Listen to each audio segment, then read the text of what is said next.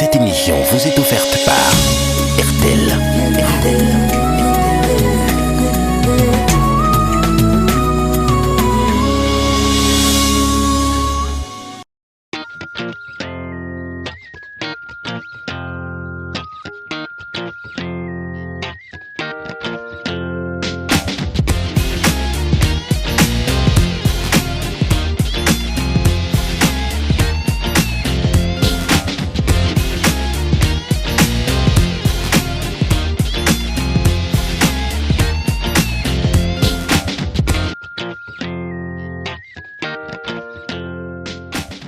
Mesdames, Messieurs, bonsoir. C'est un plaisir à chaque fois grandissant de vous retrouver chaque semaine. Mon invité de ce soir est un monument de la télévision et de la presse congolaise. Je dis monument à dessein car je sais qu'il laisse personne indifférent. Personnage très haut en couleur.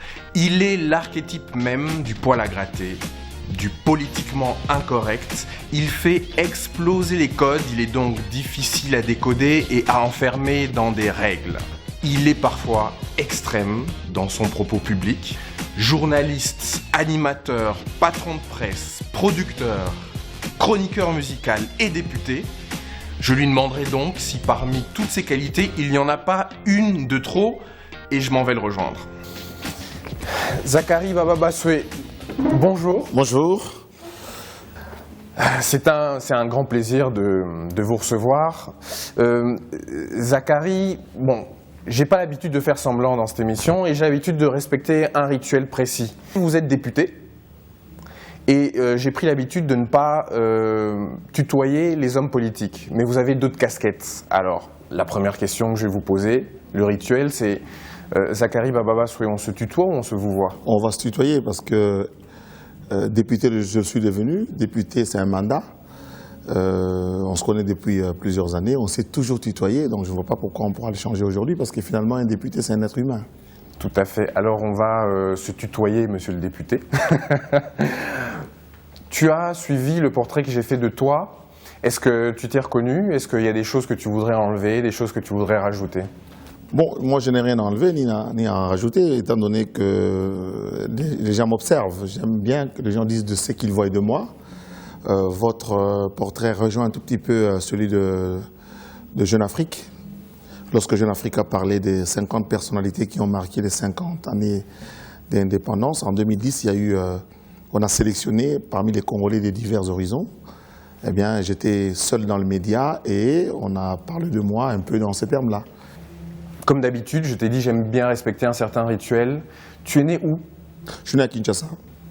Dans quel cadre, quel est le cadre de ta prime enfance? Tes parents, c'était qui? Bon, c'est assez difficile. Moi, je suis né ici à Kinshasa. Je crois que beaucoup de gens le savent déjà. Moi, je suis un fils de militaire. J'ai même dit mon fils de soldat. Mon père est mort au front. Et j'ai gardé de lui un souvenir d'un homme courageux, qui ne recule devant rien, un homme discipliné aussi. Moi, je suis né en 64, donc il y a 51 ans bientôt.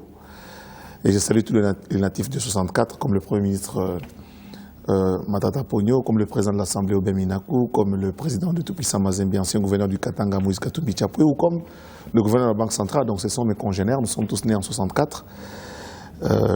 Et à cette époque-là, la vie du soldat était différente de la vie du soldat d'aujourd'hui. Bien entendu, il y a eu beaucoup de choses qui sont passées. On n'a pas pu gérer cet homme qu'on appelle le soldat. C'est aussi une des raisons pour lesquelles je suis allé en politique et m'assumer en tant que tel, en tant que moine soldat, en tant que fils de soldat. Donc je garde un souvenir de discipline, d'un milieu très disciplinaire où le respect de la hiérarchie est observé. C'est paradoxal ce que tu dis, cher Zakari, parce que quand tu parles du respect strict de la hiérarchie, j'ai fait ton portrait. Tu es un personnage éminemment frondeur, provocateur, parfois même envers des autorités. Et donc tu as peut-être reçu des valeurs, mais ça dépend des sujets. Ces valeurs-là. Ça dépend des sujets, ça dépend de la manière de faire. Moi, j'aime pas que les gens profitent de leur position pour maltraiter les autres. J'en ai été victime dans la profession, je peux peut-être y revenir par souvenir. Souvenez-vous de la grande guéguerre que j'ai eue dans ce pays, depuis que je suis revenu, tout ce que j'ai fait à la télévision a été soit supprimé, soit interdit par la haute autorité de médias. Y compris le Lingala Facile, qui était une invention congolaise, qui a été tout simplement suspendu pour une durée indéterminée de 3 mois. Eh bien, si je n'avais pas saisi la Cour suprême de justice, il n'y aurait pas eu autant de Lingala Facile qu'il y en a aujourd'hui. Donc, j'ai créé un créneau, mais qui a toujours été combattu, et à un moment donné, lorsque je sens que mes droits sont piétinés, eh bien, j'essaie de vouloir le dire tout haut, et j'ai peut-être la manière de le faire qui ne plaît pas. Avant de développer ton héritage, tu sautes les étapes, j'aimerais que tu me dises à quel moment de cette enfance, dans ce camp Kokolo ou après, tu comprends que la carrière que tu veux embrasser, c'est celle du journalisme, de la communication. À quel moment est-ce que tu comprends ça? C'est assez difficile. Je peux dire que moi, quand je grandissais, je suis le fils aîné de mon père et de ma mère, bien sûr. Et mon père voulait que je devienne médecin. Mais moi-même, j'ai voulu faire des études de droit. Mais je n'ai jamais réussi à le faire. Vous savez, à l'époque, pour être inscrit à l'université, malgré mes 60% obtenus aux humanités, j'ai fait des humanités latin, philosophie latin, donc section littéraire. Je n'ai donc pas réussi à étudier à l'université. J'ai tenté à Lubumbashi, j'ai étudié jusqu'en janvier. Quand la liste définitive sort en janvier, mon nom n'y est pas. Je pourrais peut-être révéler quelque chose. Il y avait tellement de problèmes de quotas qu'une année, j'ai tenté de modifier un peu mon nom sur conseil de personnes. Au lieu de Bababas, je me suis fait appeler Barabaswe. Et j'ai pris comme origine le Rutshuru, dans l'espoir de pouvoir être un étudiant originaire de Rutshuru. Et quand on regarderait, on donnerait la place aux gens de Rutshuru et que je corrigerais mon nom après en disant non, je ne suis pas Barabaswe, je suis Bababaswe. Et je n'ai jamais étudié là-bas. Donc je suis allé à l'IPEN un peu par, comment dirais-je, ma grand-mère qui prie chez les Bima avait un de ses frères qui était huissier du DG de l'IPEN de l'époque, le professeur Capitaine Zouvou, que je salue. Et c'est lui, ce monsieur-là, qui obtiendra pour moi une inscription à l'IPEN en français linguistique. Donc j'ai étudié pendant 1 mois en français linguistique avec les Séverin Bamani et les Léopold Vozolo. J'étais avec eux dans la même classe avant de changer 1 mois après pour aller embrasser le département d'histoire où j'ai terminé déjà. Mais pour revenir à ma passion de jeunesse, à ma volonté de jeunesse, donc j'ai repris les études de droit à l'UPC où je suis pour l'instant en 3e année. Quand tu es à l'université, je pense que tu as pris la présidence d'un syndicat. En fait, oui. Est-ce que c'est par là que la vocation de porte-voix que tu as pris naît? Non, bien au contraire, c'est tout avant. Parce que même quand on grandissait au camp militaire, je crois que les jeunes gens de la Gombe ou certains parents nous voyaient, nous sortions torse nu, pieds nus, pour venir ici à la Kalina, Gendaye en groupe. Et j'avais toujours, moi aussi, j'étais un chef de bande, entre guillemets. J'avais toujours autour de moi beaucoup d'amis, de petits qui me suivaient, qui tous font l'armée aujourd'hui. Et parmi eux, il y a un général dont j'étais le nom. Et quand je suis arrivé à l'IPEN, c'est la même chose. À partir du 2e graduat, j'ai été élu chef de promotion. Et je suis en 2e licence. Et lorsque la conférence nationale arrive, normalement, je devais aller en tant que président des étudiants de l'IPEN à la conférence nationale. Comme c'était la guerre et comme j'étais trop proche de l'opposition à l'époque, on a voulu refaire les élections pour désigner un délégué. Donc le président reste, mais on désigne un délégué des étudiants à la conférence nationale. Et là, encore une fois, j'ai été désigné par mes pairs. Donc je suis allé à la conférence au nom des étudiants de l'IPEN. Arrivé à la conférence nationale, tous les étudiants de Kinshasa me font confiance, et plus tard, tous les étudiants du Zaïre. Et c'est comme ça que j'ai rencontré le maréchal Mobutu, le premier ministre Tshisekedi de l'époque, que j'avais rencontré le monseigneur Monsengo, ainsi de suite. À quel moment, cher Zachary, ta première expérience télé intervient? En fait, quelle année? Moi, je suis entré dans ce métier un peu par vocation, un peu comme on entre en religion. Si on n'a pas la vocation, on n'entre pas. J'aurais peut-être fait un mauvais médecin, ou peut-être un mauvais magistrat, mais je pense que dans ce métier, J'ai commencé en 81 avec l'émission Barza de Wamouchi Lakamba, que je salue, vieux. Et petit à petit, comme je suis un Quinois aussi, donc je suis resté dans le domaine musical. Un jour, j'ai dû remplacer comme ça à pied levé M. Mandachebois et pour lancer la version actuelle de la chronique musicale. Parce que la chronique musicale telle qu'elle est présentée aujourd'hui, c'est une création de Zachary Baba-Bassoué. Alors, cher Zachary, on va bien entendu revenir en deuxième partie de l'émission sur tes innovations et tes inventions dans la télé congolaise et ce qui en a suivi, bien sûr, mais j'ai une autre tradition dans cette émission, c'est que chaque semaine, je prends un sujet, je le traite, je le maltraite, je le triture et j'en fais un édito. Ça s'appelle les éditos, c'est tout de suite et on se retrouve juste après pour avoir ta réaction. Cette semaine, c'est un édito sur le paradoxe congolais. Les éditos.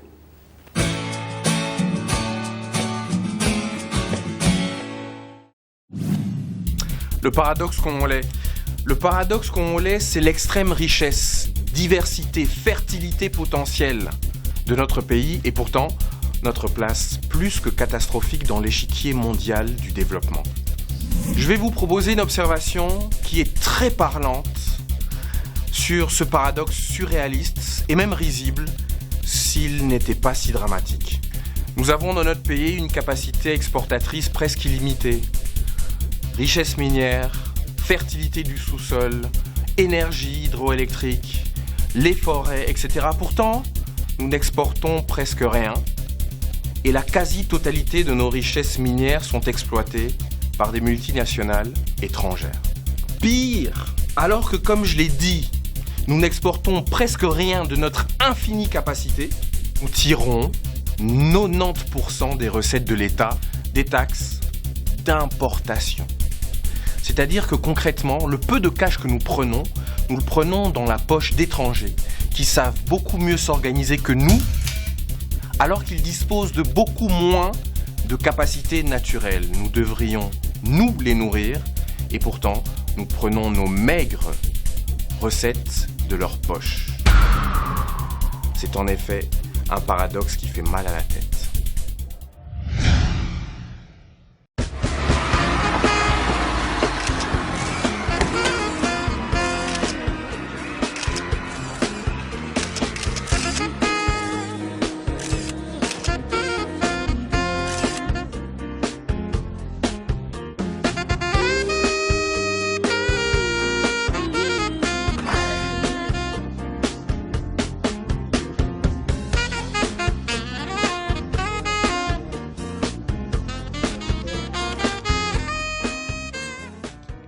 Accédez à nos 600 aéroports à travers le monde et à tous les points de vente RTL. À nos réductions spéciales sur les hôtels sélectionnés, sur les appareils et les téléphones. Et encore, à des primes de fidélité exclusives et beaucoup plus. Tout ce que vous voulez, considérez que cela est fait. Un tout nouveau monde de confort.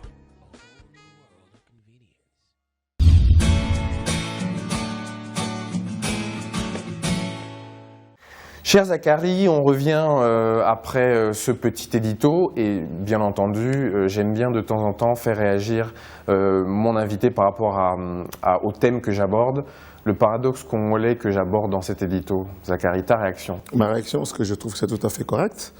Et je pense que Mobutu n'avait pas très tort d'instaurer ce qu'on a appelé l'Institut Makanda Kabobi.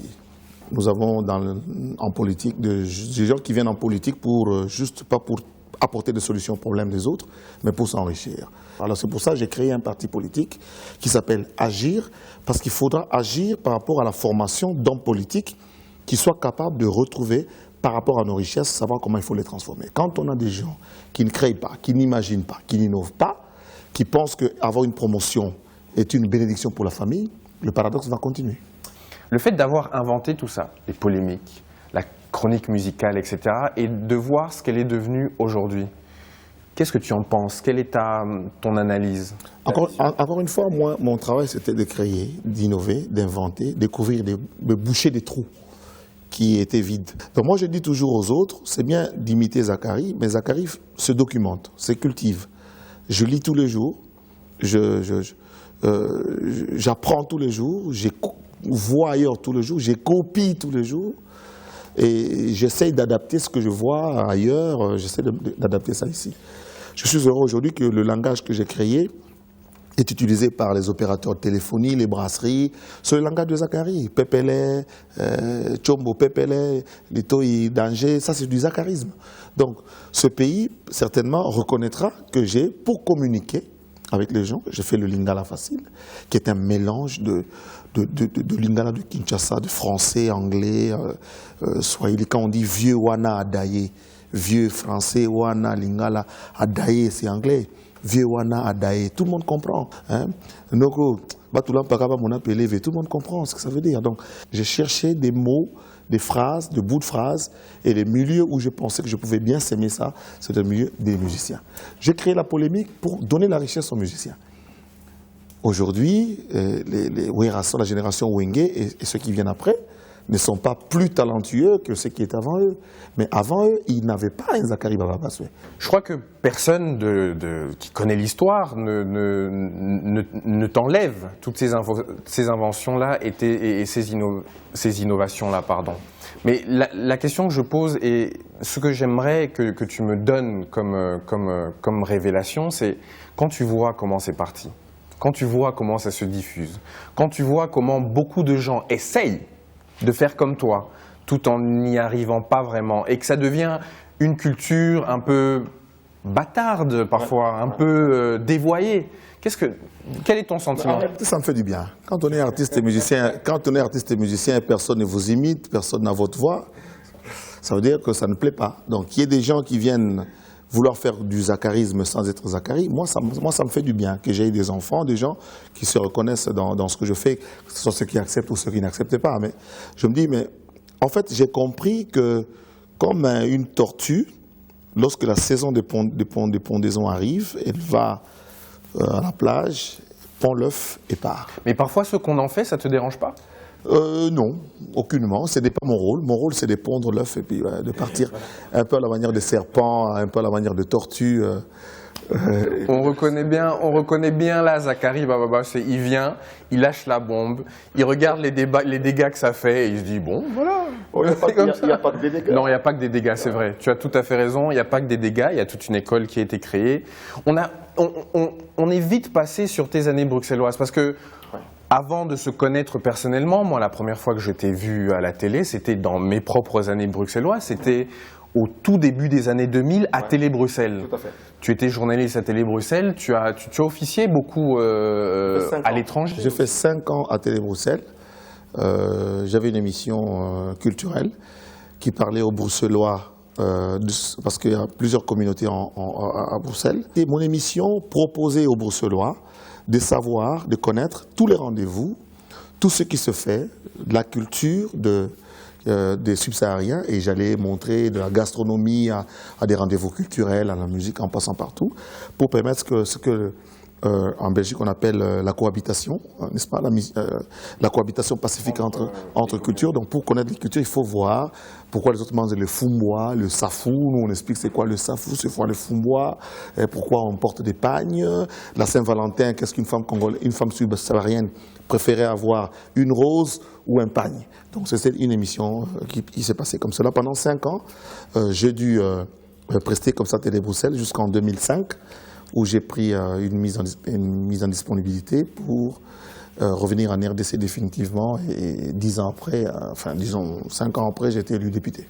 Alors tu reviens en RDC, on y est justement, tu es élu député. Tu as eu beaucoup de casquettes dans ta vie, Zacharie.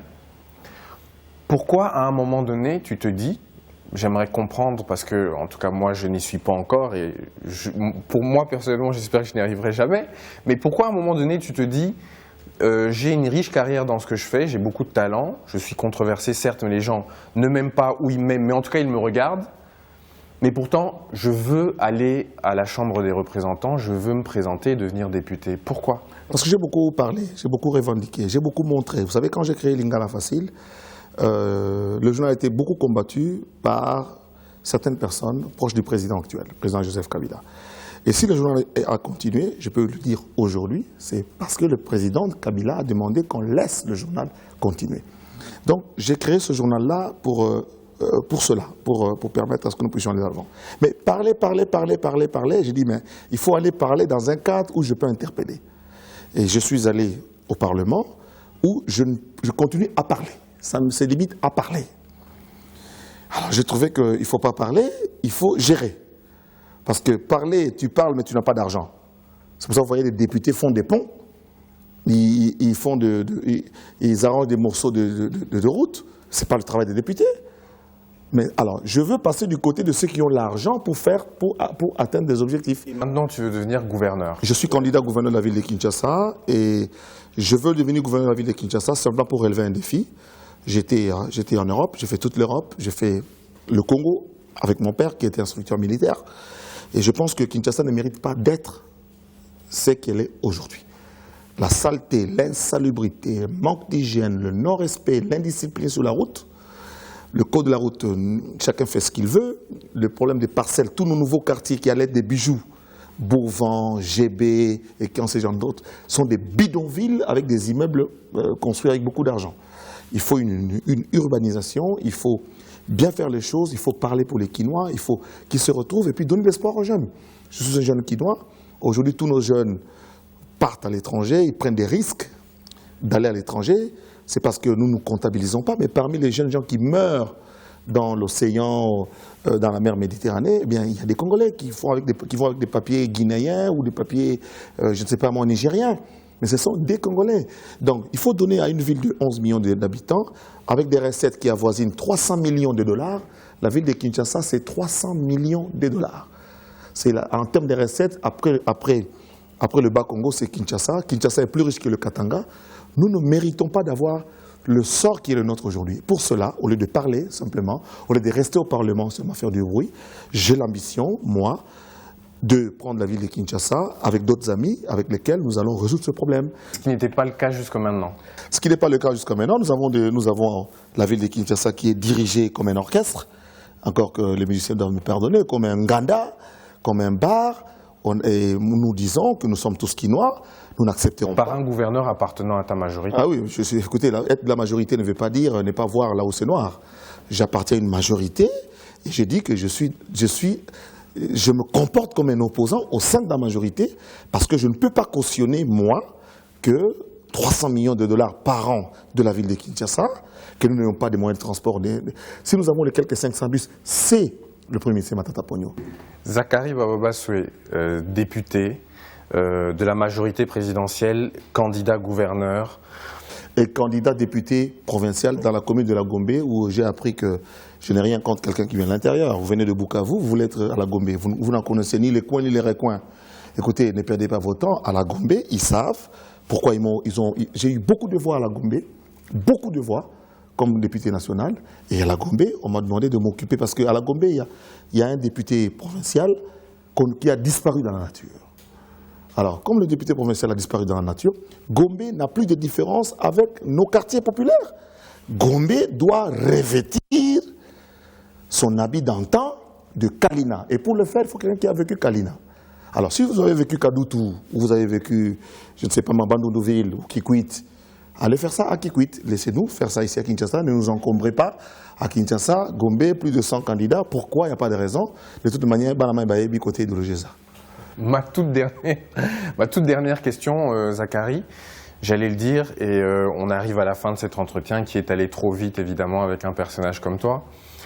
Tu es donc député de la majorité présidentielle. L'actualité, c'est tout ce débat depuis des mois et des mois sur révision il y aura pas de la Constitution, troisième mandat il y aura, troisième mandat il y aura pas. Tu as déjà pris des positions ailleurs, elles sont connues et on connaît les positions des uns et des autres. J'aimerais juste te poser une question qui va, à mon sens, résumer tout cela.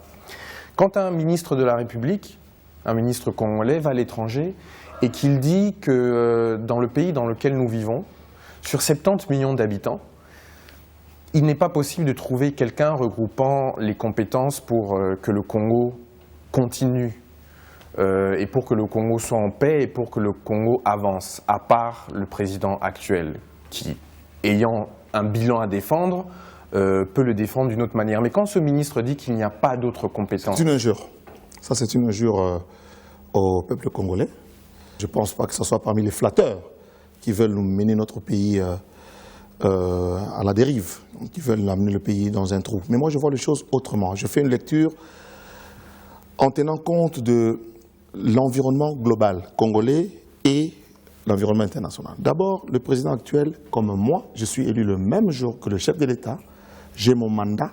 Moi, c'est même jusqu'au 17 février, jusqu'au 17 février 2017. Mais le président actuel, c'est jusqu'à la prestation des serments, c'est-à-dire le 9 décembre 2016. Nous avons encore un an. Dans un an, qu'est-ce qu'on ne peut pas faire dans un an? Les gens doivent se concentrer sur ce qu'ils doivent manger aujourd'hui, sur ce que doivent devenir nos enfants d'ici la fin de l'année, sur ce que doivent devenir nos routes d'ici la fin de l'année, sur ce que nous pensons faire pour notre économie, pour notre aviation, pour ceci ou cela. Le président Kabila ne s'est jamais accroché au pouvoir. Jamais. Mais pour le moment, laissez-le tranquille. Nous avons encore une année où nous allons travailler. Si les Congolais, parce qu'ils vont dialoguer, le dialogue est une vertu africaine, est une vertu de chez nous. Si nous allons dialoguer, nous pensons que, pour le moment, moi je réfléchis avec des gens qui réfléchissent comme moi, les élections en 2005 nous ont coûté 300 millions de dollars. Les élections d'octobre, ici, si nous faisons les élections, ça va être 450 millions de dollars. L'élection présidentielle, donc c'est-à-dire couplée avec nous, 1 milliard 200 millions de dollars. Devons-nous, chaque année, priver les gens des salaires, priver des construire de nouvelles écoles parce que nous voulons avoir de nouveaux chefs? Ou bien devons-nous nous donner le temps parce que le pays à peine vient de redémarrer après la fin des guerres, nous mettre autour ensemble et trouver un modus vivendi congolais? Moi, je pense que pour le moment, le président Kabila est un élément de stabilité pour la sous-région. Non seulement pour la RDC, mais pour la sous-région. Et que tout doit se faire avec son concours, y compris son départ. Même s'il doit partir, il faut l'impliquer dans son départ. Et il faut qu'il parte pour avoir fait un grand travail, mais il faut qu'il parte dans des bonnes conditions. N'oublions pas que ce monsieur a promis, à 28 ans, il a dit, avec une voix tremblante, je me souviens, avec une voix asséchée, je me souviens, je suis journaliste, il a dit, je vais réunifier le pays, je vais stabiliser la monnaie, je vais redémarrer la construction, je vais organiser les élections et je vais faire en sorte que le pays puisse aller de l'avant. Il a tenu toutes ces différentes promesses. Les promesses, ce qu'il a promis, il a réalisé. Maintenant, ne soyons pas ingrats pour le faire de la manière dont il le faut, parce que même au niveau de la majorité présidentielle, quand tu es membre d'un parti comme le PPRD, tu crées un petit parti à côté, tout en concevant, en restant au niveau du PPRD. Tous les staffs dirigeants du PPRD, tout le monde a son petit parti, hein, Makanza ceci, Makaya Bukwanga, ainsi de suite, juste parce que les gens veulent conserver le pouvoir et se faire élire pour aller au Sénat. C'est de la tricherie. Je suis parmi les 15-12 députés qui ont pris la parole devant le président de la République en termes de négociation, et j'ai dit 2 mots, la franchise entre nous. Il ne faut pas que quand Tshisekedi vienne négocier avec Kabila, qu'il ne regarde pas où est sa place, où est la place de son fils, mais qu'il voie un peu tous ces militants qui sont morts pour l'UDPS, qui ont été frappés par l'UDPS, dont Zakari Bababaswe.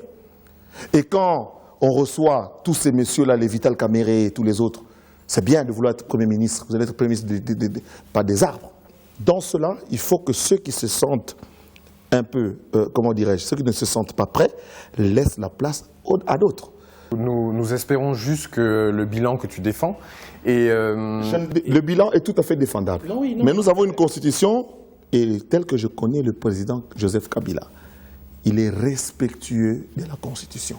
Vous risquez d'être surpris. Je pense que au lieu de passer votre temps à chercher comment le remplacer, concentrez-vous sur le travail qui est le vôtre. Vous êtes ministre, vous êtes député, vous êtes chef de division, concentrez-vous. Je retiens respect de la Constitution, respect des institutions et respect des valeurs. Tout va bien, on est tous d'accord. Cher Zakari, je te remercie Tu as été fidèle à toi-même, tu as tenu le perchoir, tu as défendu bec et ongle ta vision des choses. Je te remercie pour ta disponibilité parce que malgré le petit problème de deuil familial que tu traverses, tu es quand même venu. Ça a été un plaisir et surtout, merci pour ta tenue. Zachary, merci pour ta tenue. Je dois dire que quand je t'ai vu arriver, je me suis dit, moi originalité quoi, moi touche toujours. Zachary, merci beaucoup. Mola Omar, c'est le seul chef d'État dont on n'a pas de photo. Donc, quant à nous, on se retrouve la semaine prochaine avec un nouvel invité. Au revoir, bonne soirée.